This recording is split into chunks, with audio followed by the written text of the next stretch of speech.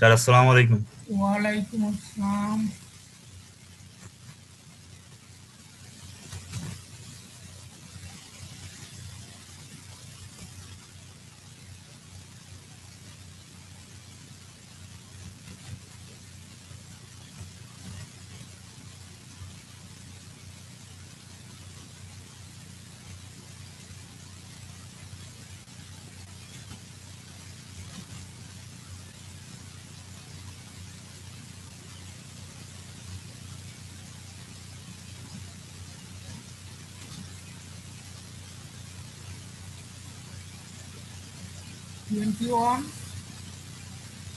Yes, sir. তোমাদের CRT join করছে? হ্যাঁ স্যার, সিআর 42 আছে তো। 42 না? জি স্যার। ইফতেখার, জি জি স্যার। তোমার মেইলটা দিছিল নাকি? তোমার মেইল জি স্যার, দিছিলাম স্যার মেসেজ করে। গত নোটটা পাইছো? না স্যার। হ্যাঁ, না স্যার। তাহলে তোমার মেইলটা আবার একটু আমার মোবাইলে পাঠিয়ে দিও তো। জি স্যার, মোবাইলে পাঠিয়ে দিচ্ছি। আচ্ছা স্যার, দেবো স্যার আবার। আবার দিও তো। ঠিক আছে স্যার। দাও, ক্লাস শুরু করিলে তো এখনই দাও। তোমার ওই আগেরটার এইটা দুটো একত্রে দিতে হবে। হ্যালো ইফতেখার, জি স্যার। সেকশন বির তোমাকে দেয় নাই লিঙ্ক? বি কি স্যার? সেকশন বি এর সি এর বা ওই যে জুহাস নাকি নাম ওর? আর স্যার তানভীর নাম। জুশান্ত স্যার আরেকজন আছে। হ্যাঁ, জুসান, ও কি তোমার লিঙ্ক দেয় নাই নোটের? না স্যার, কোনো লিঙ্ক দেয়নি স্যার। তাহলে আজকে তোমারটা পাঠিয়ে দাও, গত ক্লাস এবং আজকেরটা দুইটা একত্রে দিয়ে দাও। Okay sir. তারপর সবাইকে তুমি লিঙ্ক দিয়ে দাও।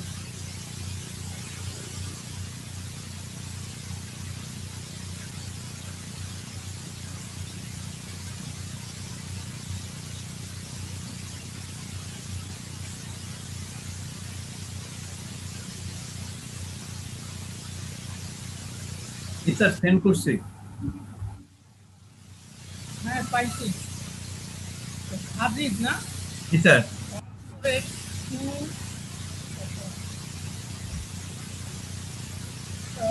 14812 জি স্যার। থেকে পাঠাইলো।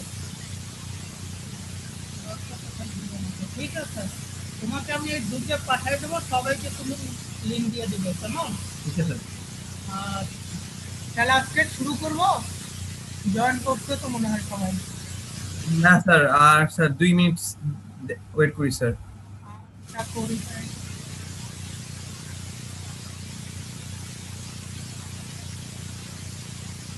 Thirty three 33 Yes, sir. Sir, 33.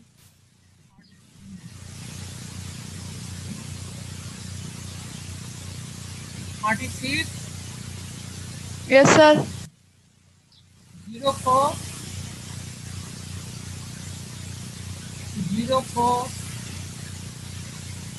53 Sir, Assalamualaikum, sir. 04.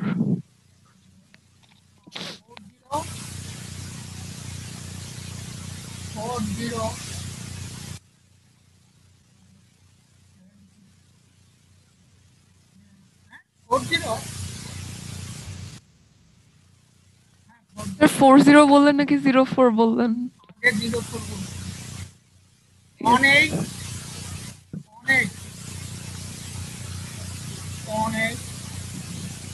Yes, sir.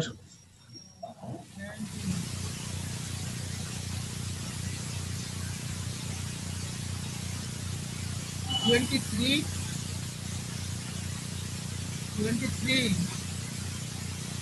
Yes, sir. Assalamu alaikum. 31 Sir, assalamu alaikum. 20. 31 Hello, sir. Assalamu alaikum.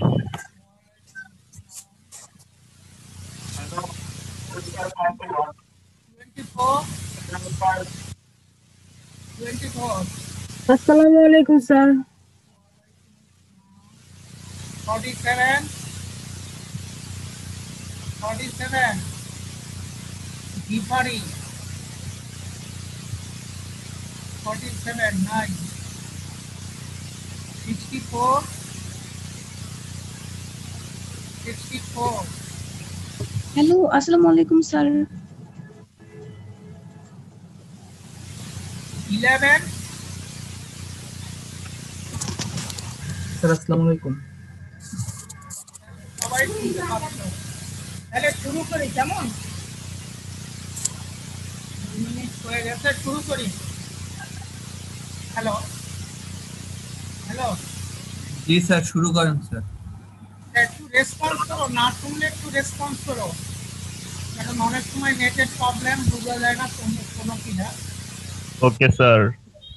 আমরা গতদিন ম্যাট্রিক্স টেস্ট করছি, আজকে ভ্যাক্টর শুরু করবো। বইয়ের নাম হচ্ছে ভ্যাক্টর অ্যানালাইসিস,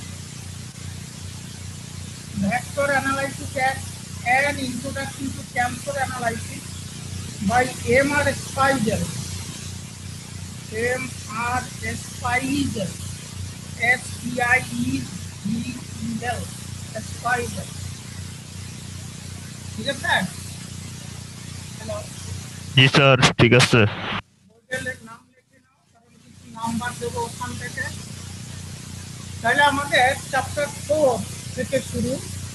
এটা হচ্ছে চ্যাপ্টারের নাম gradient divergence and curve, gradient divergence and curve।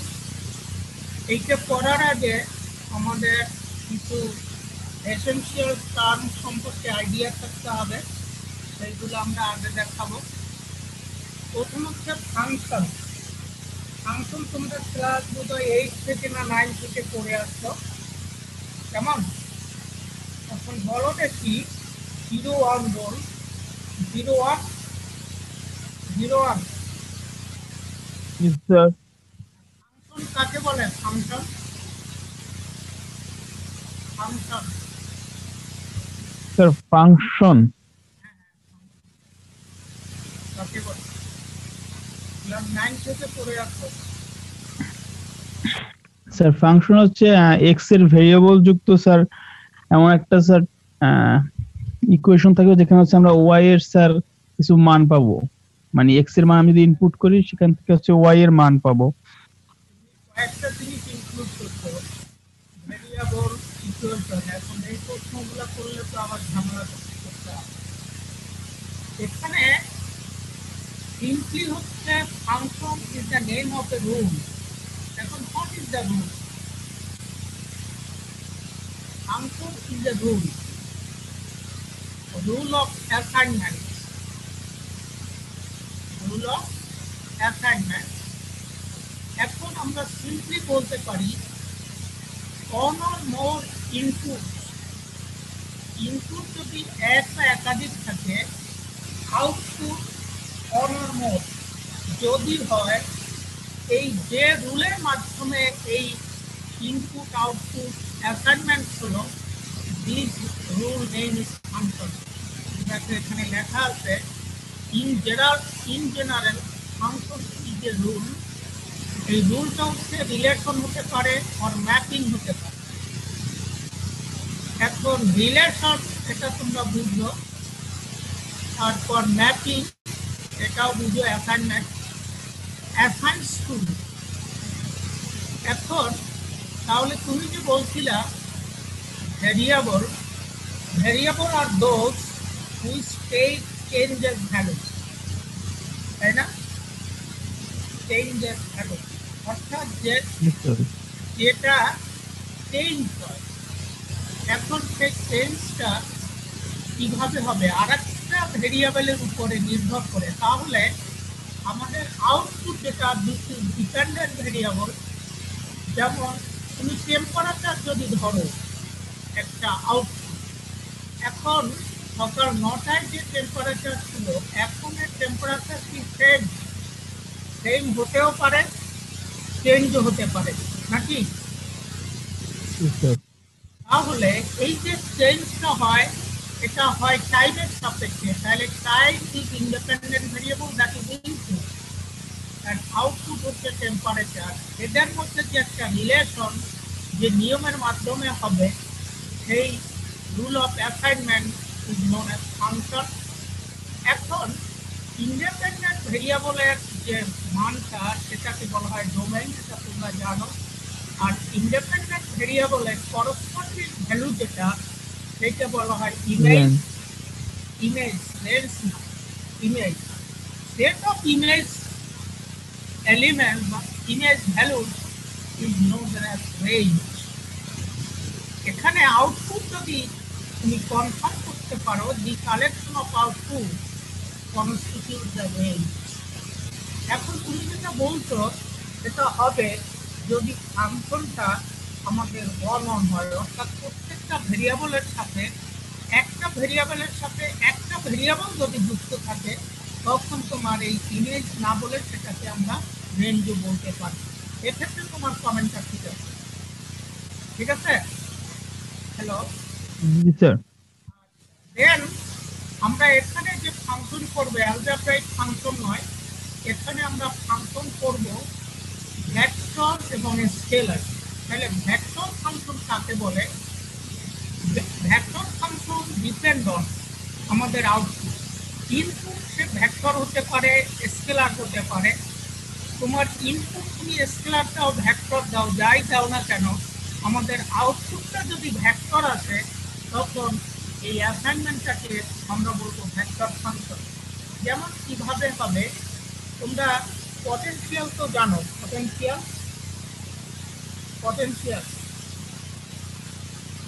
তাহলে এই পটেনশিয়াল দিস ইজ আমাদের এক্সিস্ট ফর ইলেকট্রিক ইন্টেন্সিটি।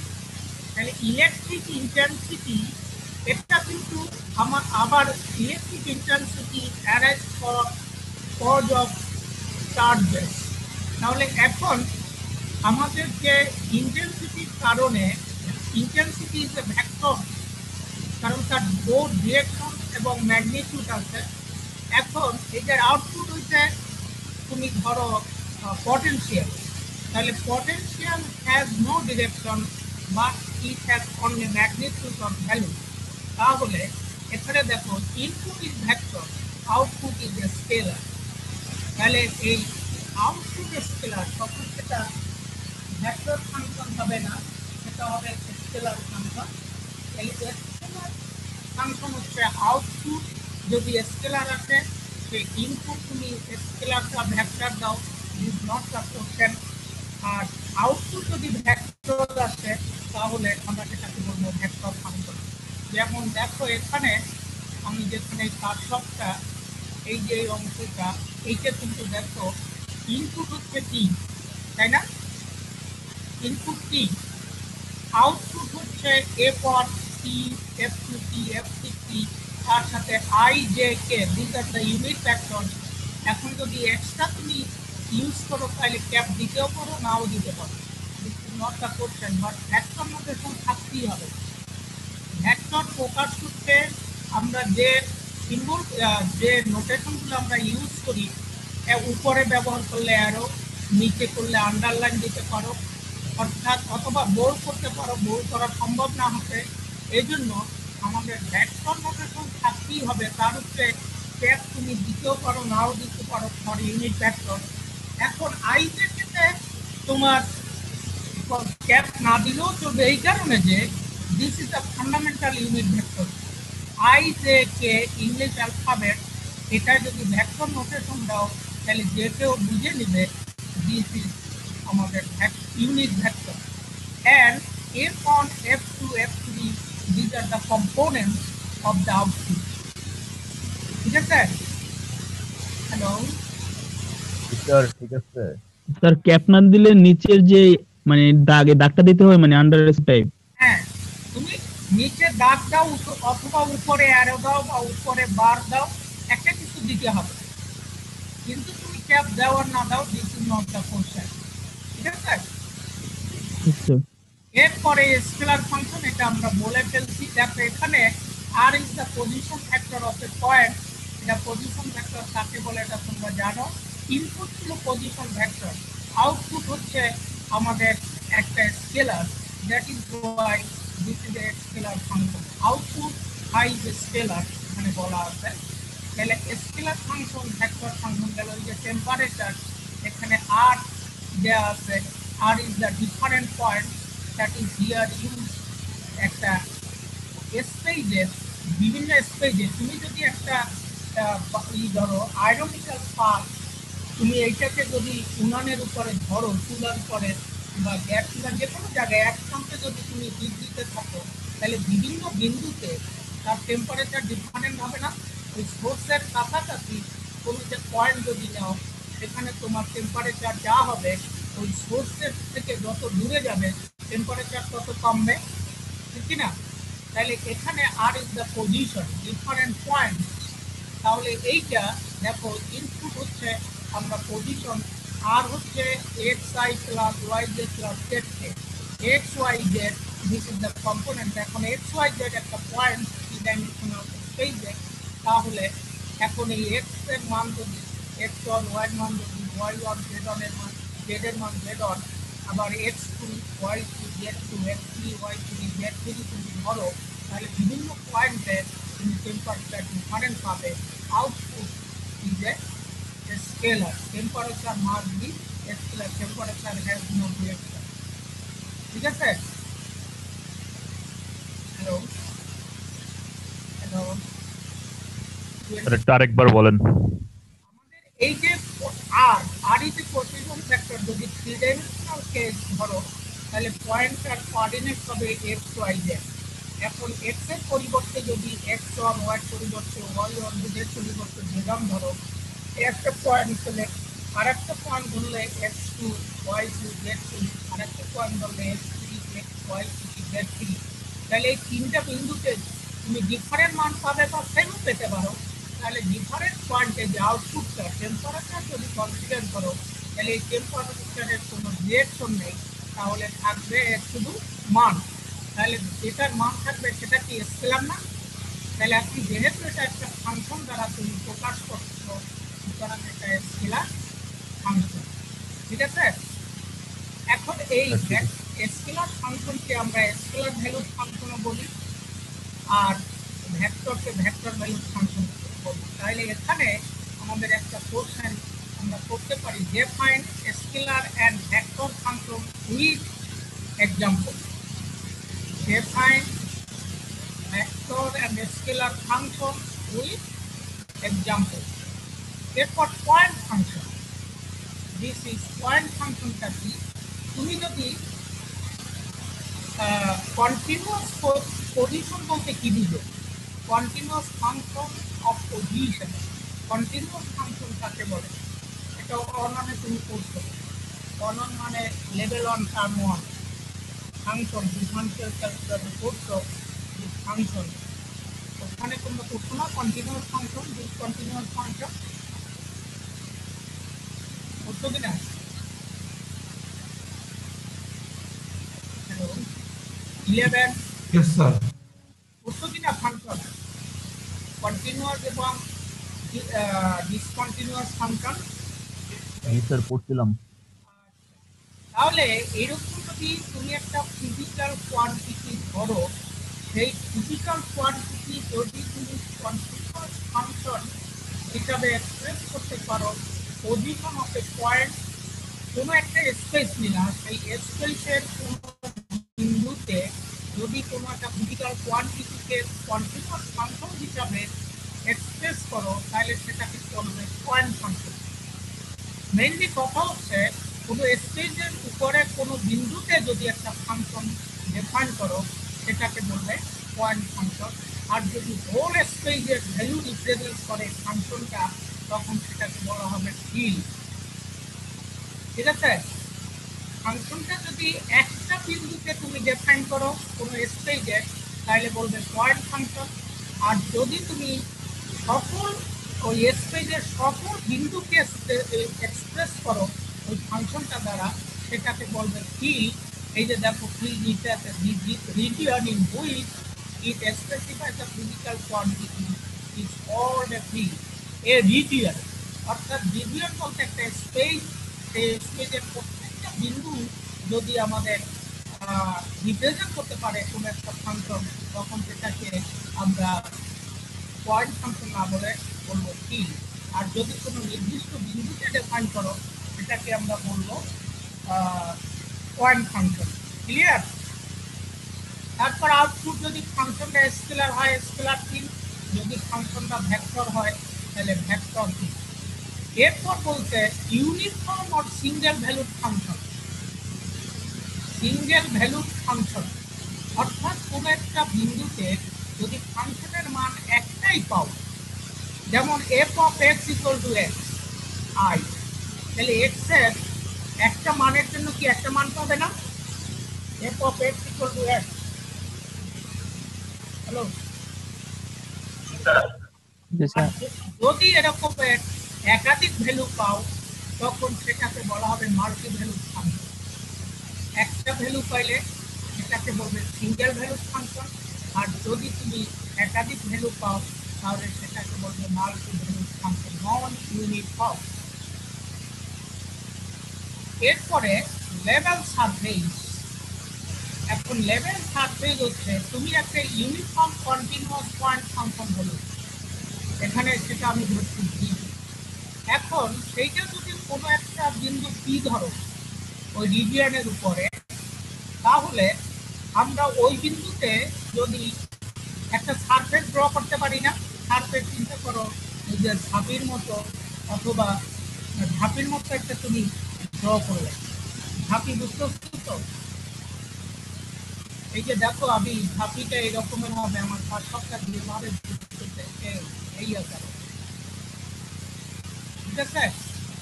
তোমার যদি বেসটা ধরো সার্কেল, এবং এই সার্কেলের উপরে যদি এই রকমের একটা ড্র করো, এই হচ্ছে সারফেস। এখন এই সারফেসের উপরে একটা পয়েন্ট নিলে সেই পয়েন্টটা ধরছি আমরা পি, তাহলে এই region of the region consider we can draw A surface as that at its point on each function has the same value। এখন আমাদের যদি ওই সারফেসের তুমি বিভিন্ন বিন্দুতে যাও, তাহলে যদি কনস্ট্যান্ট ভ্যালু দেয়, সেম ভ্যালু দেয়, তখন বলবে এটাকে লেভেল সারফেস। এখন এইটা যদি লেভেল সারফেসটা যদি আমাদের ইলেকট্রিক ফিল্ড হয়, তখন বলবো এটাকে ইকুইপটেনশিয়াল সারফেস। তখন লেভেল সারফেস না বলে এটাকে বলবো ইকুইপটেনশিয়াল। তুমি সারফেসটা যদি ইলেকট্রিক ফিল্ড ধরো, ইলেকট্রিক ফিল্ড যদি তুমি কনসিডার করো, তখন এইটার প্রত্যেকটা বিন্দুতে যদি পটেনশিয়াল সেম হয়, তখন বলবো ইকুইপটেনশিয়াল সারফেস। ঠিক আছে? হ্যালো হ্যালো 29 নাহিদ,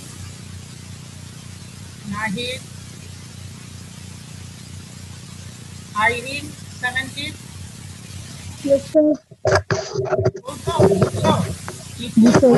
ইকুইপটেনশিয়াল সারফেস কাকে বলে? ইকুইপটেনশিয়াল হচ্ছে যদি তোমার ফিল্ডটা ইলেকট্রিক ফিল্ড হয় এবং প্রত্যেকটা বিন্দুতে যদি তোমার পটেনশিয়াল সেম আসে। Is the potential at each point on the electric field, then that this field or surface is said to be equipotential।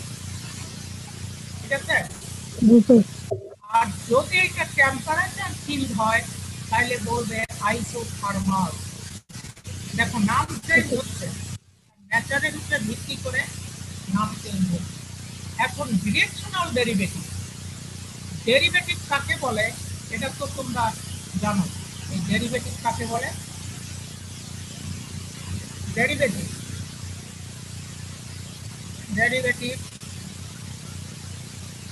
উদিত্য Saha,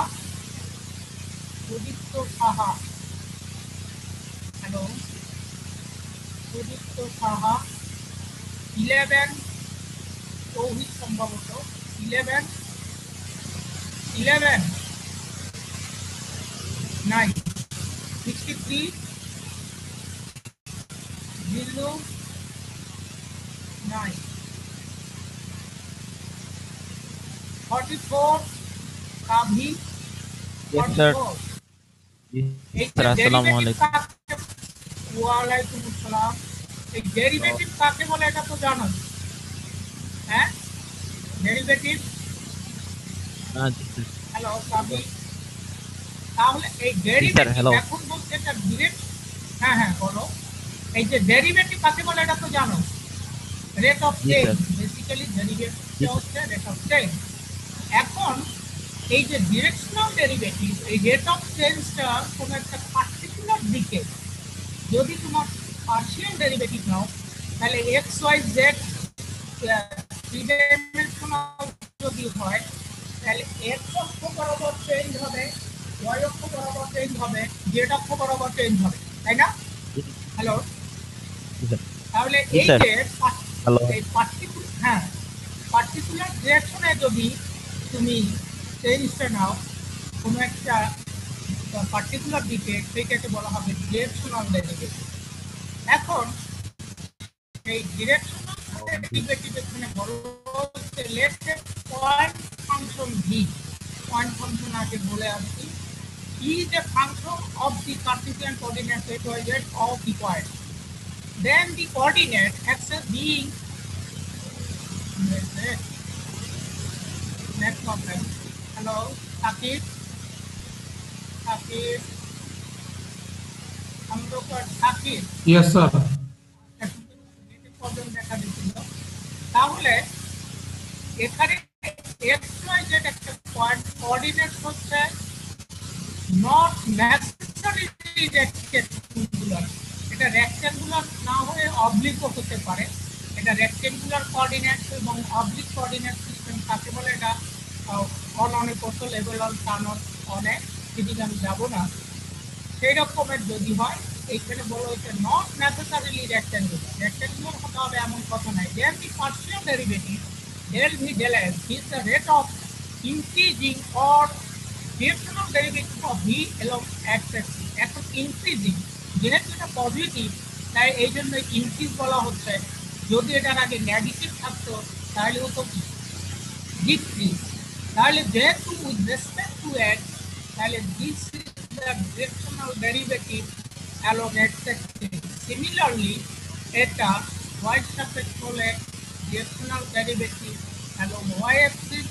This is the directional derivative along z-axis.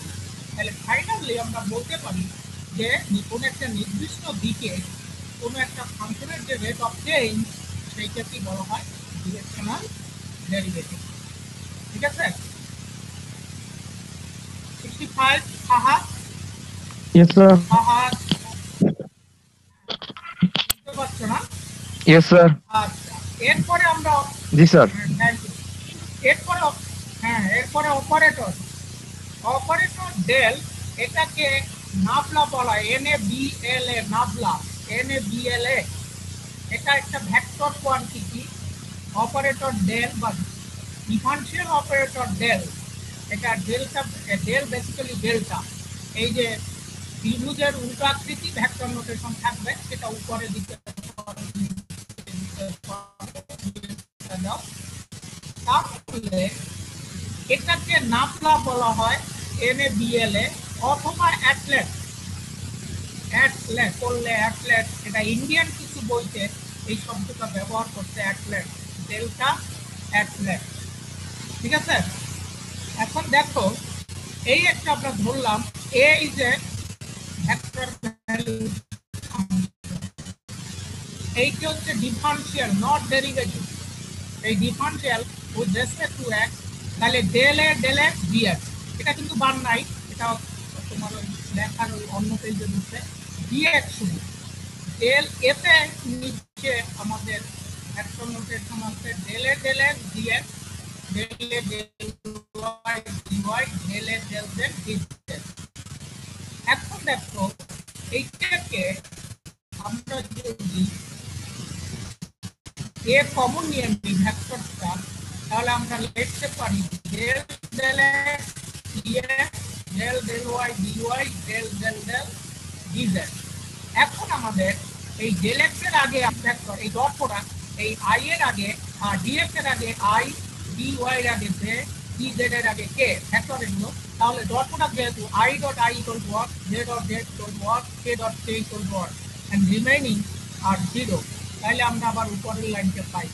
তাহলে এইটা হচ্ছে ডট প্রোডাক্ট, এটা তাহলে dot product আমাদের idea আছে ইন্টারে। তাহলে এই যে আমি একটু হাইলাইট করলাম এই যে পোর্শনটা, এইটাই হচ্ছে ডিফারেন্সিয়াল অপারেটর ডেল, এই যে হাইলাইটিং অংশটা, ঠিক আছে? এটা বলা হচ্ছে now the term approach is all the operator del and denoted by nabla এভাবে, তাহলে nab is the differential operator del. তাহলে যদি বলা হয় ডিফাইন ডিফারেন্সিয়াল অপারেটর ডেল, তাহলে এই ইফ থেকে শুরু করে এই পর্যন্ত দেওয়া হবে, ঠিক আছে? ভেক্টর ফিল্ড আমরা আগে বলছি। এখন আমাদের মেইনলি যে জিনিসগুলো গ্রেডিয়েন্ট, ডাইভারজেন্স, কার্ভ। এখন গ্রেডিয়েন্ট কাকে বলে? এখানে মনে রাখবে gradient this is a operation, এই অপারেশনটা আমাদের হবে স্কেলার ফিল্ডের উপরে, আর ডাইভারজেন্স হবে আমাদের ডাইভারজেন্স অপারেশনটা হবে ভেক্টরের উপরে। সিমিলারলি কার্ভ অপারেশনটা হবে ভেক্টরের উপরে। তাহলে গ্রেডিয়েন্ট অপারেশন তুমি যখন কনসিডার করবে তখন আমাদের এটা স্কেলার ফাংশনকে অপারেট করতে হবে এই নাবলা দ্বারা। উপরে যে নাবলা ডেল, এইটা তারা অপারেট করতে হবে। যদি স্কেলারকে অপারেট করি তখন এটার আউটপুট যেটা, এটাকে বলবো আমরা গ্রেডিয়েন্ট। 29 নাহিদ, 29 তো পার্সেন্টেজ দেয়া Yes, sir. যাবে? Assalamu alaikum. তাহলে এই যে এখানে আমাদের এই ভেক্টর অপারেটর দিয়ে যদি স্কেলারকে অপারেট করো তখন সেটাকে বলা হবে গ্রেডিয়েন্ট। তাহলে দেখো গ্রেডিয়েন্ট কি বলা হচ্ছে, স্কেলার ফিল্ড অথবা পয়েন্ট ফাংশন দিয়ে defined and differentiable, let phi be defined and differentiable at point x y z।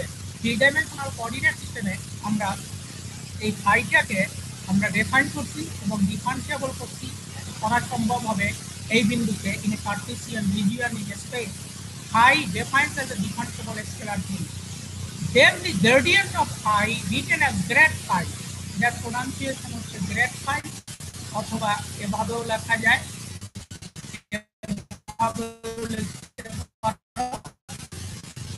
এভাবে লিখতে পারো, অথবা আমরা এভাবেও লিখতে পারি। এখানে কিন্তু কোনো সিম্বল নাই এবং এটা ডিফাইন করা হয় এভাবে। এই যে দেখো এইটা হচ্ছে নাবলা আর ফাই তো আছে, এরপর আমরা ফাই দিয়া প্রত্যেকটা ফাংশনকে দিয়ে দিলাম del phi del X, del phi del Y, del phi del Z, ঠিক আছে? এই হচ্ছে গ্রেডিয়েন্টের ডেফিনেশন। এত এইটা ভেক্টর, এইটা স্কেলার, আউটপুট ইজ ভেক্টর, এটা কিন্তু একটা ভেক্টর ফিল্ড। এখন যদি আগে যে ডিরেকশনাল ডেরিভেটিভ বলছিলাম, তাহলে এখন যদি কোনো একটা ভেক্টর বরাবর এই যে ইউনিট ভেক্টর এ যদি তুমি ধরো, তাহলে এই যে কোনো একটা ফাংশনের ডিরেকশনাল ডেরিভেটিভ, এই ফাই যে স্কেলার ফাংশন, এই যে ডিরেকশনাল ডেরিভেটিভ বের করতে গেলে আমাদের ইন জেনারেল একটা পার্টিকুলার ডিরেকশনে আমাদের কোন দিক এ ভেক্টর, এই যদি এ একটা ইউনিট ভেক্টর, এখানে কিন্তু ইউনিট বলে দেওয়াতে আমরা এ শুধু ভেক্টর নোটেশন দিচ্ছি। এখন যদি তুমি এই ইউনিট ভেক্টরটা না লেখো তাহলে এর উপরে ক্যাপ দিবে, কেমন? আর এই 08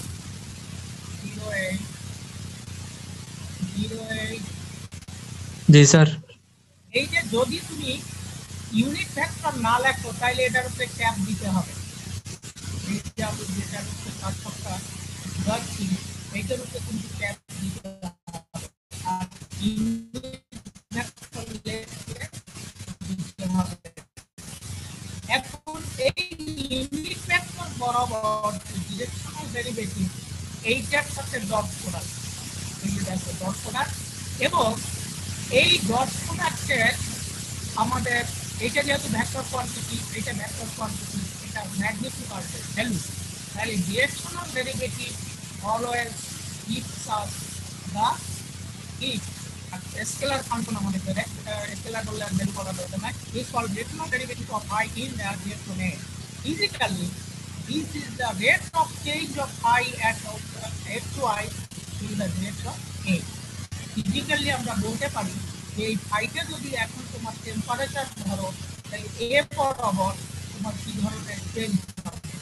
এখন ধরো কোনো একটা স্পেসে আছে, ওখানে একটা মশা আছে বা মাছি আছে, যাই ধরো, এখন ওখানে তুমি তাপ দিতে থাকবে, নিচ থেকে একটা তাপ দিতে থাকবে, তাপ দিলে এখন এই যে কোন ডিরেকশনে মশাটা তার উঠতে শুরু করবে, অর্থাৎ ওই হিটের রিজিয়ন থেকে মশাটা যদি বেরিয়ে যেতে চায় তাহলে কোন দিকে সে যাত্রা শুরু করবে, সেইটা বের করার জন্য আমাদের এই গ্রেড আই বাইর করবে। এই গ্রেড আইয়ের মান যদি পজিটিভ হয় তাহলে তাপ যেদিকে যাচ্ছে সেদিকে সে যাবে, তাপ যেদিকে প্রডিউস হচ্ছে সেদিকে যাবে। আর যদি এটা নেগেটিভ পাও তাহলে তাপ যেদিকে প্রডিউস হচ্ছে তার উল্টো দিকে যাবে।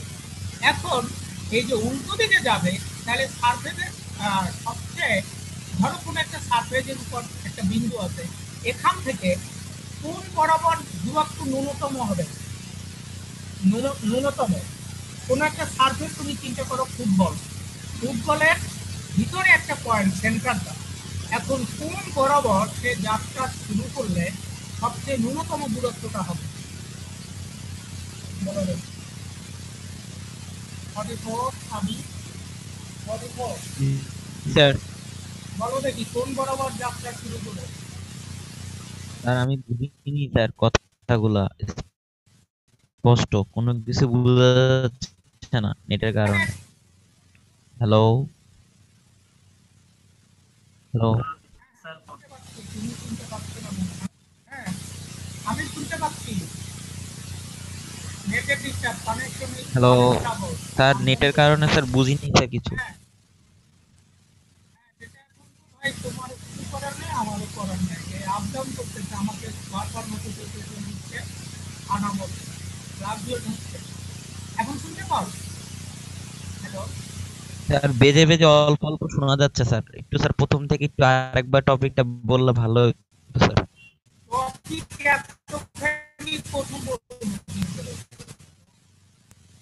তো আমি এই ডিরেকশনাল ডেরিভেটিভটা বলতে পারি, সবচেয়ে বড় সম্ভব না, তাই সব ক্লাস না। জি এখানে স্যার দেখো একটু বলেন স্যার। এই ডিরেকশনাল ডেরিভেটিভটা নির্দিষ্ট, ডিরেকশনাল ডেরিভেটিভটা হচ্ছে কোনো একটা ফাংশনের যদি ডিরেকশনাল ডেরিভেটিভ বের করতে চাও তাহলে প্রথম সেটার গ্রেডিয়েন্ট বের করবে। গ্রেডিয়েন্ট কিভাবে বের করবে সেটা ডেফিনেশন আগে দিচ্ছি। এখন যদি কোনো নির্দিষ্ট দিকে চায় সেইটার একক ভেক্টর বের করবে, কোনো একটা ভেক্টর বরাবর দিক যেহেতু আছে তাহলে সেইটার একক ভেক্টর বের করে ওটা ডট প্রোডাক্ট বের করবে। এখন আমার কথা হচ্ছে যে আমি বলছিলাম কোনো একটা মশা কোনো এক জায়গায় আছে, সেখানে তুমি চাপ দিতে হবে। এখন এই তাপ দেওয়ার কারণে সেই মশাটা সেই রিজিয়ন থেকে বেরিয়ে যেতে চাচ্ছে, অতি তাড়াতাড়ি বের হতে চাচ্ছে। এখন আমার কথা হচ্ছে যে কোন দিকে সে উঠতে শুরু করলে খুব তাড়াতাড়ি বেরিয়ে যেতে পারবে গরম অঞ্চল থেকে। আমার কোশ্চেনটা ছিল।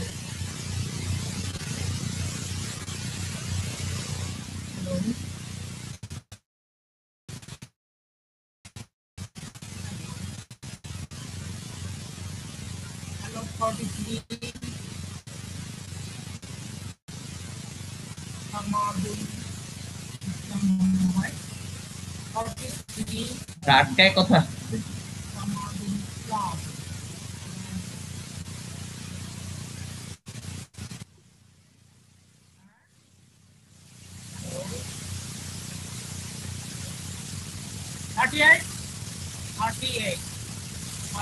Yes, sir. Yes, sir. হ্যাঁ, এখন তুমি বলো এই গরম অঞ্চলে মশাটা কোন দিকে উঠতে শুরু করবে? স্যার গরম অঞ্চল থেকে স্যার সে সরে যাওয়ার চেষ্টা করবে স্যার। হ্যাঁ তা তো বটেই। এখন কোন দিকে যাত্রা শুরু করলে অতি তাড়াতাড়ি বেরিয়ে যাবে? অল্প সময় স্যার মনে হয় ফ্লুইড দিকে। কোন দিকে? স্যার যেদিকে ঠান্ডা অঞ্চল আসবে, টেম্পারেচার কম স্যার, সেদিকে সে যাওয়া শুরু করবে।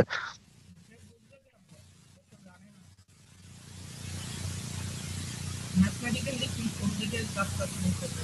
এখন তুমি, হ্যাঁ, তুমি যেটা বলছো আমি এখন তুমি বুঝবে কেমন নেগেটিভ কোন দিকে, তুমি কিভাবে বুঝবে মশা না বুঝবে?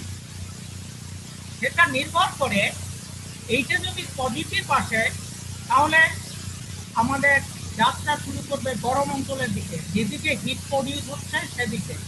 আর এটা যদি নেগেটিভ আসে তাহলে তার উল্টো দিকে। কি বুঝছো? তোমার প্রশ্নের উত্তর আমি দিয়ে দিচ্ছি। Yes sir, clear sir. মানে স্যার ওইটা নেগেটিভ হইতে হবে। হ্যাঁ, কিন্তু সেটা না, আমি সেটা জানতে চাইনি। আমি জানতে চাইছি কোন ডিরেকশন, দূরত্বের দিকে, দূরত্বটা। সে তো চাইবে কম দূরত্ব অল্প সময় যেতে, তাই না? বেশি দূরত্ব চাইলে তো গরম খাবে, মারাও যেতে পারে। অতি তাড়াতাড়ি স্বল্প দূরত্ব অতিক্রম করতে চাচ্ছে, সেই জি স্যার। ক্ষেত্রে কি হবে? স্বল্প দূরত্ব কি? এটা হচ্ছে নর্মাল বরাবর, আমি বলে দিচ্ছি নর্মাল। স্যার নর্মাল বরাবর। এখন এইটার ফিজিক্যাল নাই, ইন্টারপ্রিটেশন নাই, জিওমেট্রিক্যাল ইন্টারপ্রিটেশনের পরে বলা হচ্ছে, পরের টপিকটাই হচ্ছে, কন্টেন্টটা হচ্ছে জিওমেট্রিক্যাল ইন্টারপ্রিটেশন অফ গ্রেডিয়েন্ট। এই যে জিওমেট্রিক্যাল ইন্টারপ্রিটেশন যেটা, সেটা হচ্ছে ইজ কোয়ান্টিটি আমাদের rate of change along the normal to the surface, এটাই হচ্ছে জিওমেট্রিক্যাল ইন্টারপ্রিটেশন। তাহলে গ্রেডিয়েন্ট দ্বারা জিওমেট্রিক্যালি আমরা বুঝি rate of change of A function along the normal to the surface. তাহলে সে নর্মাল বরাবর যাত্রা শুরু করবে। এই যে ইকুইভ পটেনশিয়াল দুটো সারফেস, এইটা একটা, এই বিন্দুতে, তাহলে এই বরাবর যাত্রা শুরু করবে। এইটা নর্মাল সারফেস, কারণ এই যে ইনক্লাইন না, এই যে পি কিউ তোমরা দেখতে পাচ্ছ, এই যে ফাংশনটা কিন্তু এখানে ছিল phi of X Y Z, এটা যদি কে ধরো তাহলে হ্যালো 39 সুমাইয়া 39 স্যার আপনার কথা স্যার কেটে কেটে আসছে স্যার, কিছু বোঝা যাচ্ছে না। এর কারণে আমাকে বারবার নোটিফিকেশন দিচ্ছে মেসেজ যে আনাবল। বুঝছো? এটা কি করবো বলো? মেসেজ যদি ওই হয় তো অনলাইন ক্লাস কেমন করবো?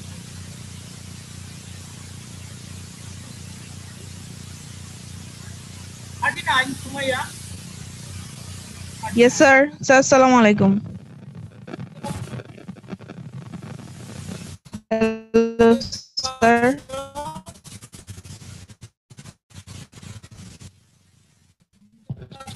স্যার আমি কিছুই শোনা যাচ্ছে না, অনেক কাটা কাটা। Hello sir.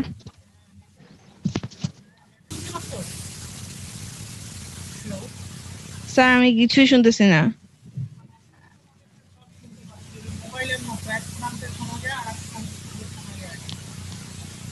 16 সজীব সজীব यस सर। বুঝতে পারছো? জি স্যার, অল্প আসছে সাউন্ড, শোনা যাচ্ছে। তাহলে এখানে দেখো, এই যে phi of X Y Z, এটা যদি কে ধরো, তাহলে এইখানে এই ডিসটেন্সটা, স্মল ডিসটেন্স হচ্ছে ডেল কে, তাহলে সেটা হবে কে প্লাস ডেল। তাহলে এই মশাটা যদি কি বিন্দুতে থাকে, এই সারফেসকে যদি জিজ্ঞেস করো, তাহলে পিএম বরাবর সে যাবে।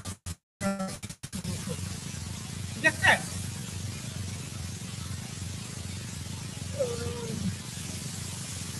এটা জিওমেট্রিক্যালি অতটুকু, এটা ডেরাইভেশন আমরা sorry, geometrical significance of gradient is the rate of change of the function along the normal to the surface, এবং this gives us maximum value. এই যে grade phi, this gives us the maximum value. ঠিক আছে? এরপরে gradient of a scalar field কিভাবে আসে সেটা আমরা দেখাইছি, এটা আমাদের প্রবলেম নেই, এটাও তোমার প্ল্যান দিবনি। এরপর আসো ডাইভারজেন্স। নেক্সট অন ডাইভারজেন্স, মপ ইন 50 50 স্যার কিভাবে ম্যাক্সিমাম ভ্যালু যায়? গ্রেডিয়েন্ট কিভাবে ম্যাক্সিমাম ভ্যালু এনশিওর করতেছে? হ্যাঁ হ্যাঁ, এখন আমরা ডাইভারজেন্স হচ্ছে ভেক্টর ফিল্ড আনতে হবে। স্যার গ্রেডিয়েন্টের মানটা ম্যাক্সিমাম হলো গ্রেডিয়েন্টটা ম্যাক্সিমাম, গ্রেডিয়েন্ট ম্যাক্সিমাম কি বলো? কেন? এটা কারণ নরমাল বরাবর যদি যায় তাহলে সেটা কি ম্যাক্সিমাম ভ্যালু দেবে না ইনক্লাইন? এই যে দেখো ফিগারটা থিটা, এই থিটার মানের কারণে যদি cos থিটা একটা ভ্যালু আসে তাহলে এইটা এই বরাবর ভ্যালু বেশি হবে না এই ও পি বরাবর ভ্যালু বেশি হবে না ও কিউ বরাবর ভ্যালু বেশি হবে? cos থিটা থিটা যদি থাকে তাহলে থিটা 90 ডিগ্রি কি জিরো না? cos 90 cos zero maximum value.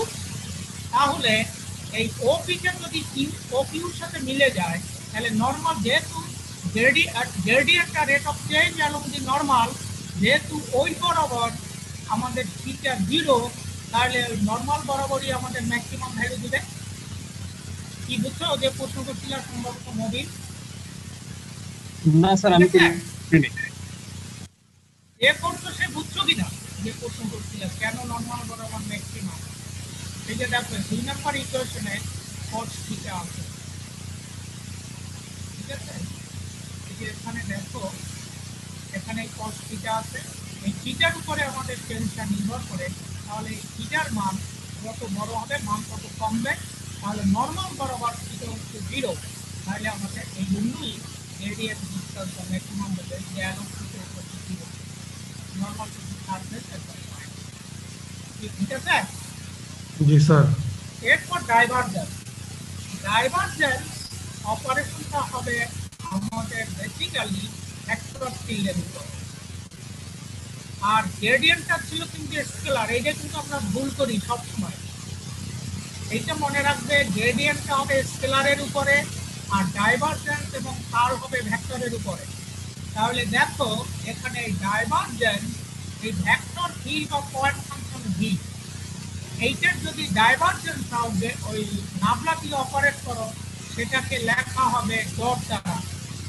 এই যে এইটা ডাইভ অফ ভি, অথবা এই যে আমি হাইলাইট করলাম এতটুকু, এই ডট আছে একটা, আগেরটাই কিন্তু ডট ছিল না, এইটা ছিল স্কেলার, ওখানে ফাই ছিল, এখানে ছিল ভেক্টর, এই জন্য ডট। তাহলে ডাইভারজেন্স ডিনোটেড বাই ডট। দেখো কিভাবে আসে, এই নাবলা হচ্ছে এটা, আর এইটা হচ্ছে ভি এর কম্পোনেন্ট ভি1 ভি2 ভি3 যদি ধরো, তাহলে dot I dot I J dot J K dot K equal to 1, তাহলে পাবা এইটা। তাহলে সরাসরি এইটা মনে রাখলে হলো divergence. Div of V equal to del V one del X del V two del Y del ভি3 ডেল জেড। মিস্টার 909। জি স্যার, জি স্যার, আসসালামু আলাইকুম স্যার। স্যার স্যার কথা স্যার ভালো করে বোঝা যাচ্ছে না স্যার, আটকে আটকে আসতেছে। নেটের কারণে এটা তোমার আমার কেউ করার নাই।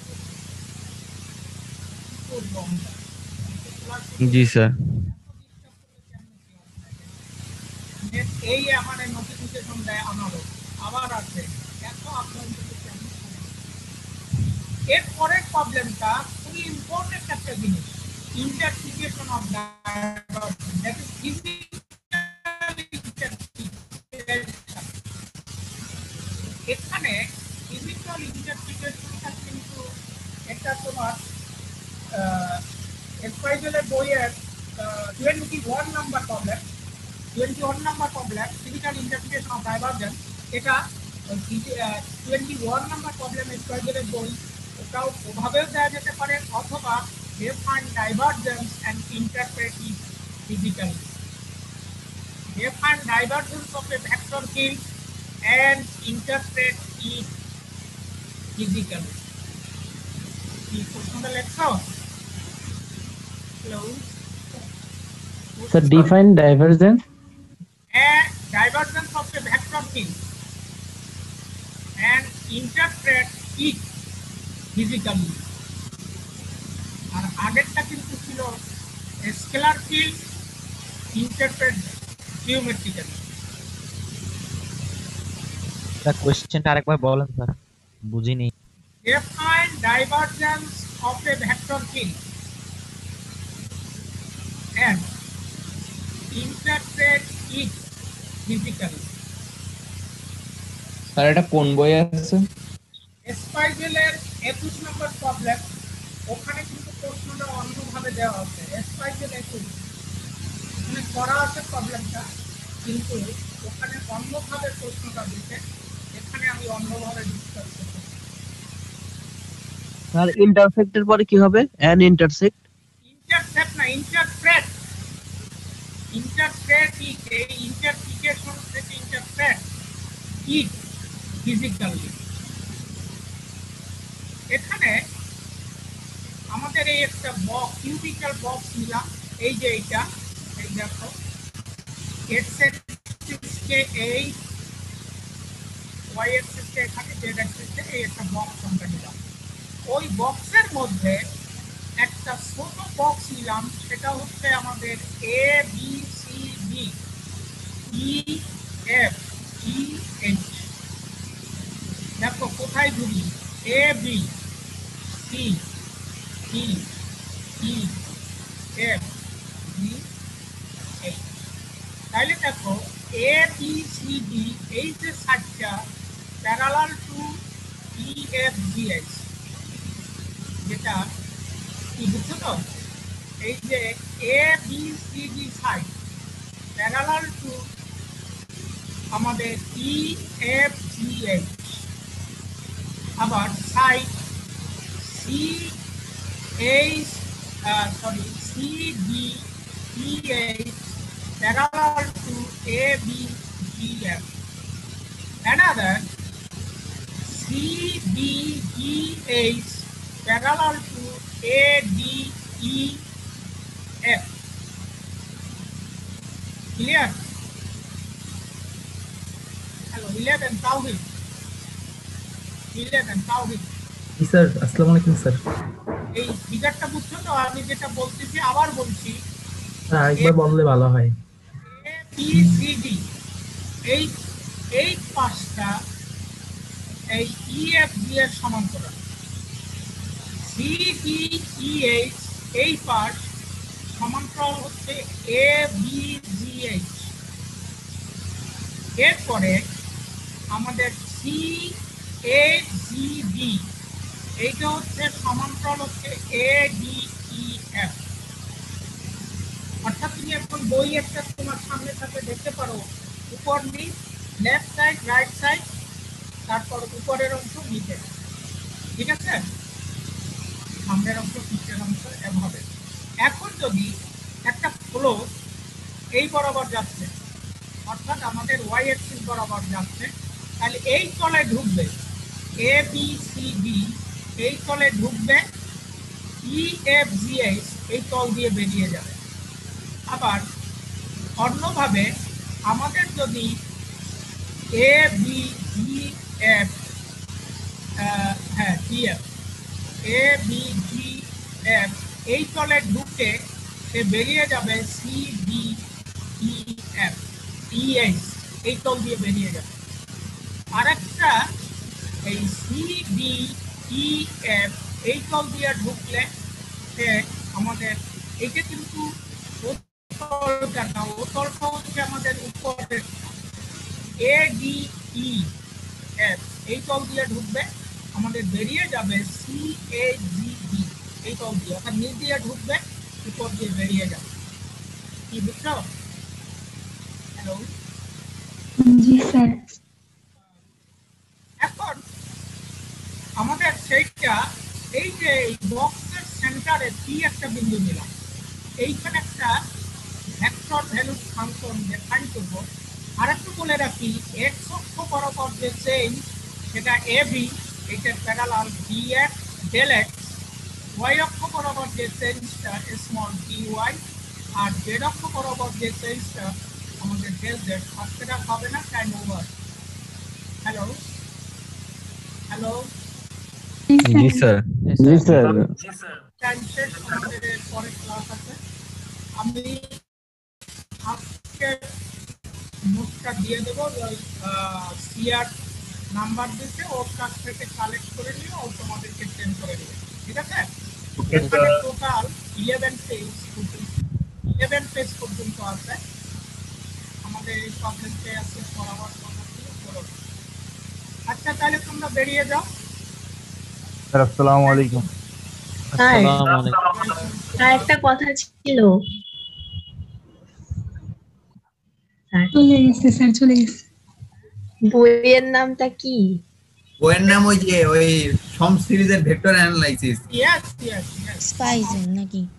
স্পাইজেল, এমআর স্পাইজেল, এমআর স্পাইজেল।